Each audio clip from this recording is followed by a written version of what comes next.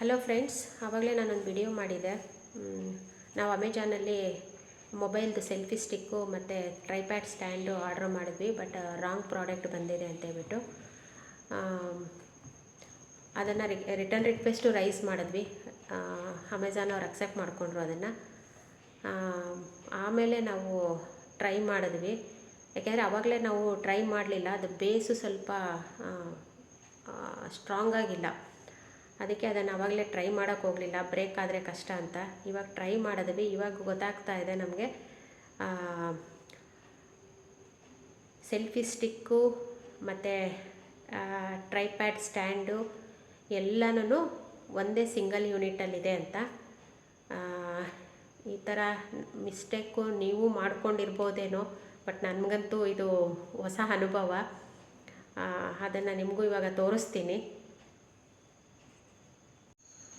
Hello friends, ಇದು ನೋಡಿ, ನಾವು ರಿಸೀವ್ ಮಾಡಿದ್ದು, ನಾವೇನು ಆರ್ಡ್ರ್ ಮಾಡಿದ್ವಲ್ಲ ಅಮೆಜಾನಲ್ಲಿ, ಇದನ್ನು ಈ ಪ್ರಾಡಕ್ಟ್ ರಿಸೀವ್ ಮಾಡಿದ್ವಿ.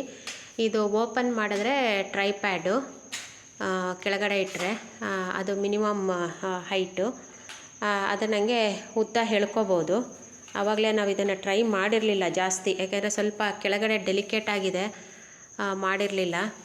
ಇದು ನೋಡಿ, ಉದ್ದ ಹಿಂಗೆ ಎಳೆದ್ರೆ ಅದು 6 ಫೀಟ್, ಅದೇ 1800 mm ಹೈಟ್ ಆಗುತ್ತೆ. ಇದನ್ನೇ ನಾವು ಆ ಟ್ರೈಪ್ಯಾಡ್ ಕೆಳಗಡೆ 4 ಲೆಗ್ಗಳಿದೆಯಲ್ಲ, 4 ಲೆಗ್ಗಳನ್ನ ಕ್ಲೋಸ್ ಮಾಡಿ ಹಿಂಗೆ ಇಟ್ಕೊಂಡ್ರೆ ಇದೇ ಸೆಲ್ಫಿ ಸ್ಟಿಕ್ ಅಂತೆ. ಓಕೆ, ಇದು ತೋರಿಸಿ ಕರೆಕ್ಟಾಗಿ, ಆ ಕಡೆ ಉದ್ದ ಹಂಗೆ ಇಟ್ಕೊಳ್ಳಿ. ಇದೇ ಸೆಲ್ಫಿ ಸ್ಟಿಕ್ ಅಂತ. Okay, fine. ಬಟ್ ನಾವು ಅಂದ್ಕೊಂಡಿದ್ದು ಸ್ಟ್ಯಾಂಡು ಸಪ್ರೇಟ್ ಇರುತ್ತೆ, ಸೆಲ್ಫಿ ಸ್ಟಿಕ್ ಸಪ್ರೇಟಾಗಿರುತ್ತೆ ಅಂತ. ಅಂದರೆ ಪರ್ಪಸ್ ಆವಾಗ ಪ್ರಾಪರಾಗಿ ಯೂಸ್ ಆಗುತ್ತೆ ಅಂತ. ಇವಾಗ ಸ್ಟ್ಯಾಂಡ್ ಯೂಸ್ ಮಾಡಿದ್ರೆ ಸೆಲ್ಫಿ ಸ್ಟಿಕ್ ಯೂಸ್ ಮಾಡೋಕ್ಕಾಗಲ್ಲ. ಆ ಥರ one at A time use ಮಾಡಬೇಕು ಅನ್ನೋ ಥರ ಬರುತ್ತೆ. Okay, sorry friends. ಎನಿವೇ ನಾನು ಸರಿಯಾಗಿ ನೋಡಲಿಲ್ಲ, ಅಥವಾ ನಿಮಗೂ ಈ ಥರ ಅನುಭವಗಳಾಗಿರ್ಬೋದಾ ಗೊತ್ತಿಲ್ಲ. ನಮ್ಮದು ಇದು ಫಸ್ಟು ಅನುಭವ. Anyway, thanks. ಇದು ನನ್ನ ಅನುಭವನೂ ನಿಮ್ಮ ಹತ್ರ ಶೇರ್ ಮಾಡ್ಕೊತಾ ಇದ್ದೀನಿ. Okay, thank you.